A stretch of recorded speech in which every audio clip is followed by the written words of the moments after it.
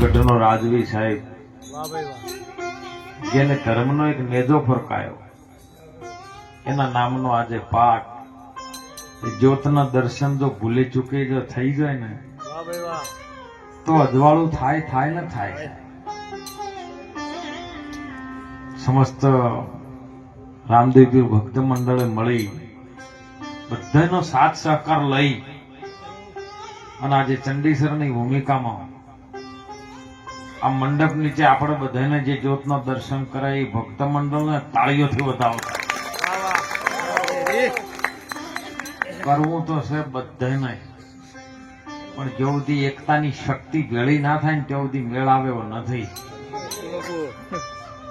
આવા મહાપુરુષો, સંતો, શાસ્ત્રો, પુરાણ, ભાગવત, ઉપનિષદો બધાની અંદર એક જ વાત છુપાયેલી છે. એની અંદર મર્મ ઘણો છે. સુંદર સત્સંગની ધારા ચાલી સાહેબ, એની અંદર આપણે લક્ષ્ય રાખો તો મેળ આવે નકર નથી આવે. જેને જેને આ વાત ઉપર, સંતોના શબ્દ ઉપર જેનું લક્ષ્ય આવ્યું, જે વસ્તુને પ્રાપ્ત કરવા માટે જેની અંદર જિજ્ઞાસા જાગૃત થઈ, એને આ દુનિયાની અંદર પ્રાપ્ત કર્યું જ છે. અમે તો હમણાં દલપતસિંહ સાહેબનો જે પ્રસાદ લીધો ત્યાં વાત થઈ કે તમારે અત્યારે રાત્રે 12 વાગે ભજન પૂર્ણાવતી થાય ને 1 વાગે પછી હવ ઘેર જ બોલો તમને 6 કલાકનો તો આમ જાગરણ થાય ને. સવાર વહેલા તમારે ભેંસો દોવી હોય, ગાયો દોવી હોય, કોઈ જગાડે ખરું તમારે? કરશનભાઈ બોલો, ગમે એટલો ઉજાગરો હોય, ગમે એટલા થાચીને આયા હોય તો સવારે 5 વાગે આપમેળે તમે જાગી જો, ઉઠો ઉઠો, ભેંસો દોવાનું કે રહી જાઓ. બોલો આ જગાડવા વાળું કોણ છે? કોનો કોઈ દાડે વિચાર કર્યો આપણે? મોડું થાય ને કે ડેરીએ દૂધ ભરાવાનું ટાઈમ સર ઉઠી જ જો. બોલો ગમે એટલો ઉજાગરો હોય તોય કોણ જગાડે છે? આજે એ તમને એના પ્રત્યેનો જે મોહ પ્રેમ છે ને, એ પ્રેમ તમને જગાડે છે. તમારી અંદર તાલાવેલી છે કે મારે દોવાનું છે એટલે એ અંદર ચાલુ જ છે શ્વાસે શ્વાસે.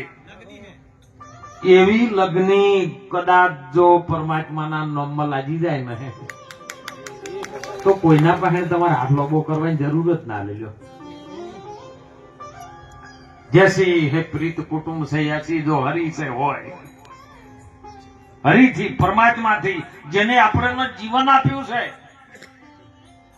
આ સૃષ્ટિ પર આપણને લાવવા વાળો એ સદગુરુ પરમાત્મા છે. ગુરુ બ્રહ્મા છે, ગુરુ વિષ્ણુ છે, ગુરુ મહેશ છે. જે બધું છે ને બધું ગુરુમાં છે. ગુરુથી જ બધું બન્યું છે. અને ગુરુ જો આપણને જડી જાય, જ્યોત આપણને જડી જાય તો આ જીવનમાં મોણોનો ફેરો આપણો ફોગટમાં ના જાય. જેના માટે તાલાવેલી કરવાની છે ને એના માટે સાહેબ કઈક જાગજો. ગોરખનાથજીએ કીધું છે, જાગતા નરને સેવો તો મળે નિરંજન દેવો. તમે જાગતા નરને, કોણ જાગે છે કોણ સુવે છે ખબર તો પડવી જોઈએ ને આપણને. તો નુરત જાગે ને સુરત, નુરત સુવે ને સુરત જાગે. અને અમો ચેતન છે ચોકીદાર. હે સદગુરુ મારા ભજન છે બળવાન, હીરા મારા નામ છે નિર્વાણ. હવે જે નામ સુધી આપણને જવું છે, હમણાં સાખીમાં સુંદર વાત આવી હતી. પ્રથમ પેલા કોને સમરવા, કોને લેવા નામ, માતા પિતા ગુરુ આપણા, પછી લઈએ અલગ પુરુષ નામ. અલગ પુરુષ નું નામ શું છે સાહેબ? કોહડો લ્યો, સાખી જ બોલી કે લેવા અલગ પુરુષ ના નામ. તો અલગ તો પુરુષ છે, પછી એનું નામ શું છે? એમ કરશનભાઈ બેઠા તો કરશનભાઈ નું નામ છે ને, તો એ અલગ પુરુષ નું નામ શું છે? કેવી રીતનું લેવું? આ જુગતી જેને જડી ગઈ ને એનો બેડો પા. હું તો કહું ભણે, નાનો છોકરો હોય ને કદાચ નિશાળમાં ભણવા બેહાર્યો હોય, સાયન્સ નું ભણે મહારાજ, અને ભણતા ભણતા ભણતા કદાચ ડિગ્રી પાસ કરી લે તો પછી એ ડોક્ટર બની જાય. સાયન્સ ભણે છે એટલે ડોક્ટર બને. તો જે ભણતો હતો જો સુધી ડોક્ટર નતો તો ત્યાં સુધી ભણતો તો વિદ્યાર્થીની માન બાપ બે હતા.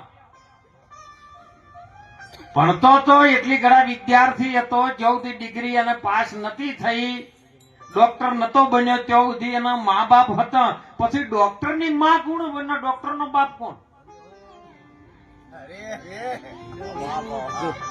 બોલો, નક્કી કરો. આપણે ડોક્ટરના માન બાપ હોવો જોઈએ ને. પેલા તો હતા જ, એના શરીરના હતા, વિદ્યાર્થીના હતા, પણ ડોક્ટર બન્યા પછી ડોક્ટરની માન બાપ કોણ? જો આ જડી જાય ને તો તરત વારની અંદર આ જે બધું સ્વરૂપ છે ને એ બધું પરમાત્માનું સ્વરૂપ છે. કારણ કે વેદોની અંદર લખ્યું છે અહમ બ્રહ્માસ્મિ. આ બધું બ્રહ્મ સ્વરૂપ છે. તમે કને જુદું મોનો કહો. સુંદર સત્સંગની તારા દલાઈ દલપ્રસિંહ સાહેબ કે જડ અને ચેતન. તમે કોઈ લાકડા ભેળા કરો જંગલના, જોજો લક્ષ્ય રાખજો શબ્દમાં. હું તો કહું હડકાયા બાવળ ન લાવો, લેબડા ન લાવો, વખડા ન લાવો. વખડા ના આમ સીધા ના આવે કદી. તમે જોજો, જો નજર નાખો ને દુનિયામાં ફરજો, વખડો કોઈ દા સીધો ના આવે. વખડાના પાડ્યા કોઈ દાડો. પણ તમે એને લાવી અને બધા ભેળા કરો સાહેબ, અને એને અગ્નિ ડોફો, અને અગ્નિમાં જયારે બળીને પસંદ થઈ જાય, એની રાખ થઈ જાય, પછી બોલો આમાં કાઢી આલો તમે હેડો કે આમાં લાકડું હડકાયાનું જીવ્યું કે દેશી બાવળનું કહ્યું કાઢી શકશો?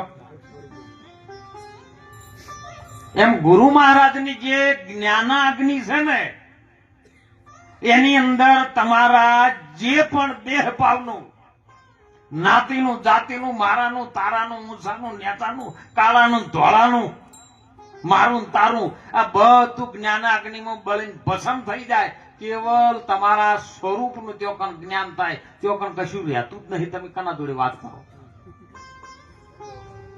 એ કશું છે જ નહીં.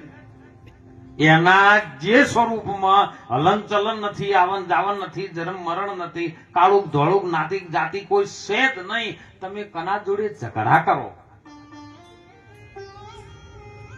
બસ આ ગુરુ મહારાજ આપણને જેમ છે ને એમ સમજ આવે, પણ સમજવા બેહવા માટે જયારે ના કીધું કે તમે વહેલા ઉઠીને પહોંચવા જે ભેંસો દોવાની ઉતવાળ કરો ને, એવી ઉતવાળ જો મોંથી ઉભરો આવે ને મોંથી કે મારો ગુરુ મહારાજ મને કયો રાખવા માંગે છે, અને એવી તાલ આવેલી, એવો પ્રેમનો ઉભરો અંદરથી આવે, અને જઈને ગુરુને પૂછો ને તો આરી વાત સમજાવી છે. આવડું મોટું ભજન કર્યું, ગરધણીએ ખર્ચા કર્યા હોય, અને જો ભૂલે ચૂકે કોકને વાણી બોલવામાં ના આલી તો હવે તમે મળજો ને એને પૂછજો વાર. ભજનમાં રાતે ચંડીસર ગયા હતા, પણ ભજનમાં કોઈ ઠાર ના. એટલે તને વાણી બોલવા ના આલ્યું એમાં ભજન વાળાને ખોટા માનવાના હતા? હે, આટલું બધું ચંડીસર ના ભક્તોએ ખર્ચો કર્યો, આનંદ થયો, પણ તને બોલવા ના મળ્યું હતું, આખા ભજન ને નાબૂદ કરી નાખે, કોઈ ઠાર નતો. સમજવાનું છે સાહેબ. સમજ છે ને બહુ ગહેરી છે. સમજ આવી જાય તો એને જીરવી કાઠી છે, જીરવી ગણો તેને પચાવી કાઠી છે. અને જો ગુરુ મહારાજનો શબ્દ જીવનમાં જેને જેને અડ્યો ને સાહેબ, હમણાં વાત કરી કે અવિચળ પદ તો ધ્રુવને આપ્યું, દાસ પોતાનો જોણી, સંધ્યા સમય દૈતને સંહાર્યો, વાલે મારે નૂર વધારી, આ તો વાગે ભડાકા. અવિચળ પદ જેને સાહેબ વિચળ ન બની શકે એવું અવિચળ પદ જેને ધ્રુવને આપી દીધું પરમાત્માએ, નરસિંહ સ્વરૂપ ધારણ કરીને ભક્ત પહેલા જ પરણાયો. જેને જેને જયારે જયારે પોકાર કર્યો ને ત્યારે ત્યારે એવા સ્વરૂપમાં આવ્યો છે સાહેબ.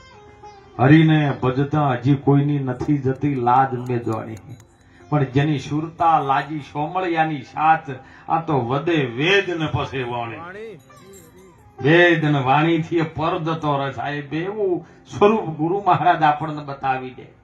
પણ ક્યારે લાગે ખબર? બે જણા હતા ને મારા જેવા અને તપ કરવા માટે બેહી ગયા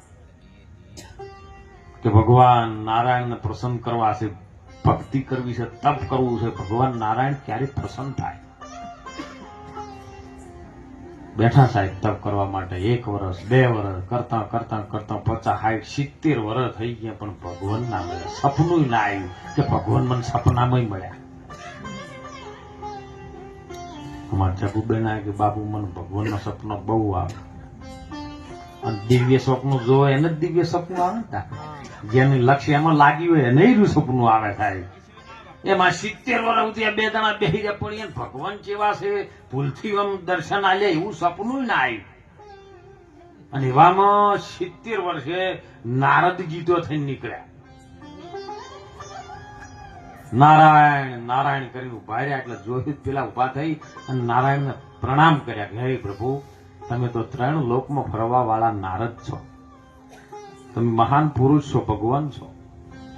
તમે તો ભગવાનમાં દરબારમાં વૈકુંઠમાં કૈલાશમાં બ્રહ્મપુરીમાં જ્યારે જો તાણ જો ના આવો તમને કોઈ રોકે નહીં. તો અમારો એક સંદેશો તમે ના લેતા જો ભગવાન પાસે.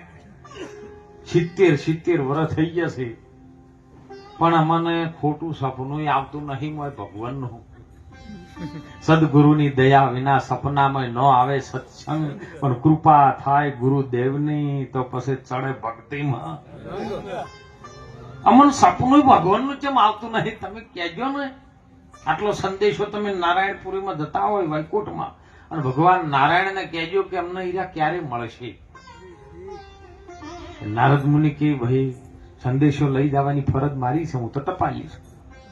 એમ અમે બધા ટપાલીઓ જ છીએ, અમે કોઈ સંત નહીં થાય, ટપાલીઓ જ છે ભગવાનના નામના. નારદજી કે હું જવાબ વળતે લેતા સાહેબ. તેઓ ગયા ભગવાનની વૈકુંઠ નગરીમાં બધા દેવી દેવતાઓ બેઠા છે, ભગવાન બેઠા છે. અને જો તેઓ જઈને બધા છે ને ચૂપચાપ બેઠેલા જ હતા. પણ નારદજીએ જઈને ભગવાનને પ્રશ્ન કર્યો. આ તો કોઈ પ્રશ્ન કરે તો જવાબ આવે ને ન આવે. એટલે ભગવાન નારદજીએ પ્રશ્ન કર્યો કે હે પ્રભુ, એક સંદેશો લઈને આવ્યો છું, કૃપા કરો ને મારા નાથ. બોલો. હું જયારે આવતો હતો વૈકુંઠમાં ત્યારે 2 સાધુ સંન્યાસીઓ તપ કરવા માટે બેઠેલા છે અને એમને મને સંદેશો આપ્યો છે કે તમે ભગવાન પાસે જો છો તો તમે ભગવાન નારાયણને કહેજો કે અમને ક્યારે મળશે. આ તપ કરતા કરતા 70 80 વર્ષ થઈ ગયા છે પણ અમને સપનું નથી આવ્યું, તો ભગવાન અમને ક્યારે મળશે એ તો કહો. એટલો જવાબ લેતા આવજો ને. એટલે ભગવાન નારાયણને નારદજીને કીધું કે જવાબ આકરો છે હો નારદ.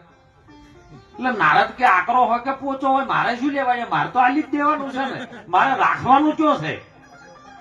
પ્રશ્ન છે પેલો ને જવાબ તમારે આલવાનો છે. હું તો વચ્ચે ટપાલી, મારે શું ટપાલીમાં ગમે એટલું લાશેલું હોય, ટપાલી ગામમાં ટપાલ ફેરવવા આવે કે ભાઈ પેલા હગાના તો અમુક વ્યક્તિ મરી ગયું છે, તો બોલો ટપાલી હોતે ટપાલી રોવે પેલો રોવે?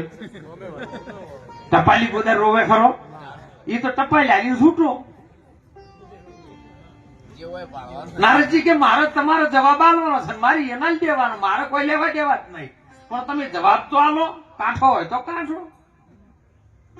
ભગવાન નારાયણે કીધું કે જે ઝાડની નીચે જે બેઠા છે ને, હે જે ઉત્તર દિશામાં મુખ રાખીને તપ કરવા બેઠા છે એને હું એટલા વર્ષો નીકળી જાય ને, એ ઝાડ નીચે બેઠા એ પત્તાના જેટલા દિવસો ગણો એટલા વર્ષો છે.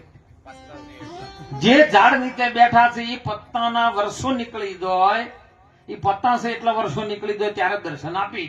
અને જે પૂર્વ દિશામાં મુખ કરીને બેઠા છે એને એટલા યુગ જતા રહે તાણે હું દર્શન આપવાનો છું. નારદજી કે કોઈ વાંધો નહીં, આ જવાબ હું 2 જણાને આપી દઈશ. નારદજી ત્યાંથી વૈકુંઠમાંથી નીકળી સાહેબ જયારે મૃત્યુ લોકમાં આયા, 2 જણા બેઠા હતા. એક જણો નેચે બેઠો તો પૂછ્યું, બાપુ અમારો જવાબ લાયા? હા લાયો છો. કોણ તને જલ્દી કોને? નારદજી કીધું કે ભાઈ તમે જે ઝાડ નીચે બેઠા છો ને એ ઝાડને જેટલો પતાશે ને એટલો વર્ષો નીકળી જાય ત્યારે ભગવાન નારાયણ તમને દર્શન આપશે. એટલે પેલો હા પેલો હેઠો પણ મરી ગયો. વબલી ના ઝાડ નીચે બેઠો જાય. બોલો ખટાશ જાય ખરી? મરી ગયો તરત. નારદજી ફસાણા કે મારું બુટું અને એક જવાબ આલ્યો ખાલી વર્ષોનો, પેલો તો યુગોની વાત, ખાલી વર્ષોનું કીધું છે તો આર્ય મરી ગયો છે. તો હવે આર્ય મરી જાય તો કદાચ યુગનું કહું તો, કારણ કે હો વચ્ચે હાયકો થાય અને હો હાયકા ભેગા થાય ત્યાં યુગ જાય. હવે કદાચ મને કહું મરી જાય તો, એટલે પેલો તૈયાર થઈને બોલો, બાપા કહો કે કાઠો છે કે ગમે કાઠું છે, તમે ત્યાં ચિંતા ના કરશો. ભગવાનનો સંદેશો લાયા છો ખરા ને? કે હા, કે જેટલા ઝાડ નીચે બેઠો છે ને એટલા યુગ જતા રહે ને ત્યારે તને મળશે. એટલે પેલો નાચવા માંડ્યો છે, આનંદમાં આવી ગયો, પ્રેમ જેને જાગૃત થયો. એટલા વર્ષે મારા ગુરુ મહારાજ મારો પરમાત્મા એવું તો કીધું છે કે હું મળ્યો હે, એટલી ઘડા મને અમર તો રાખશે નહીં રહ્યા. આવો જેનો વિશ્વાસ છો એટલે નારાયણ ત્યો કણ સાહેબ આઈને ઉભા રહ્યા, ફાટ લઈ. એટલે નારદજી તાચી રહ્યા ઓછો ચોળવા માંડ્યા કે મારું બુકવા મને કેમ જૂઠા પાડે રે? આ એમ કેતા હતા યુગો યુગો જતા રહે તાણે હું એને દર્શન આલ્યો નાર્યા પલમાઈ ગયા બધું, તમે કેમ જૂઠા પાડો આવું? એટલે ત્યારે ભગવાન નારાયણ બોલ્યા છે કે જો આનો અતૂટ વિશ્વાસ, એની અંદર જાગૃત થયેલી જે પ્રેમ શક્તિ અને જે પૂર્ણ પ્રેમ જેની અંદર જાગૃત થાય ને એને હું વાર કરતો યુગો યુગ જેટલા છે એ બધા બળી નાશ થઈ જાય છે. પલવારમાં દર્શન આપું છું. આપણે તો ઘણી વાર બે વાણી બોલીને ઉભા થઈને બાર 4 વાટા મારીને આવે. આવી રીતે ભગવાન મળશે હે? 3 કલાક તમે ટકર ના ઝાલી કહો અને પાછા વાણી બોલવા વાળા હોય ઈજા જ જોય. વાટ જોઈ રહ્યા વાણી બોલી રહ્યા એટલે ઉપડ્યા ને સત્સંગ ચાલુ કરી દીધી બચ્યા નહીં. બોલો આમ ભગવાન આવે ખરો કૃષ્ણભાઈ? બાપો ધણી ના આવે સાહેબ, એક શિગોતરું ના આવે. શું વાત કરો? બાપા ધણી નથી જો વાત કરી તો અખંડ નેતા વાળો છે. અતૂટ વિશ્વાસ જેનું મન ડગે નહીં પાનભાઈ, મેરું ડગે જેના મન ન ડગે પાનભાઈ, ભલે ને ભાગી પડે બ્રહ્માંડ વિપત્તિ આવે ને જો વરસી ના જાય એ હરિજન ભક્તિ કર્યાના પ્રમાણ. પરમાત્માને પ્રાપ્ત કરવો પડશે. અંદરથી પ્રેમ શક્તિ જયારે પ્રાપ્ત કરશો ને તમે એક આસન ઉપર તપ કરી શકો છો તો પરમાત્મા વાર નથી સાહેબ તમને લગાડે. અને એટલે આજે મળવાનો યોગ આપણને મળ્યો છે. વાત ચાલતી હતી કે સાહેબ બધે એ વિદ્યાર્થીની માં ને બાપ હોય પણ ડોક્ટરની માં કોણ અને ડોક્ટરનો બાપ કોણ? તો ડોક્ટરી અંદરથી ભણ્યો છે રહ્યો, એને માં બાપ શીખવાડવા આયા એ અંદરથી જેની યોગ માયાથી ભણ્યો છે. એ યોગ માયા એ ભગવાન કૃષ્ણજી ગીતામાં કહે છે હે અર્જુન આ બધું મેં મારી યોગ માયાથી રચ્યું છે. અને યોગની માયા જેને જોણી જાય ને એ સર્જન કરે અને ઈ એના માન બાપ હાચો ગોતી લે ત્યારે સાહેબ ડોક્ટરની માન બાપ બની જાય. પિંડ બ્રહ્માંડ થી પરસે સદગુરુજી નો દેશ. આવો બતાવું તમને એ દેશ જો નથી માયાનો જરાય. એ સદગુરુ છે ને તેઓ પણ માયાનો લેશ નથી. સદગુરુ પરમાત્મા આપણને એ રસ્તા સુધી લઈ જાય અને પછી રસ્તો છૂટી જાય મંજિલ પોકો. એટલે એવું સદગુરુનું સ્વરૂપ છે સાહેબ. અને સદગુરુનો મહિમા તો મુખેથી શું ગાવું, મુખે કહી તો માપ નો આવું. સાત સમુદ્રની શાહી કરું કલમ કરું વનરાય, ધરતી કેરા કાગજ કરું તો ગુરુ ગમતો લીખો ન જાય. ગુરુનો ગમ શું લખી આપણે?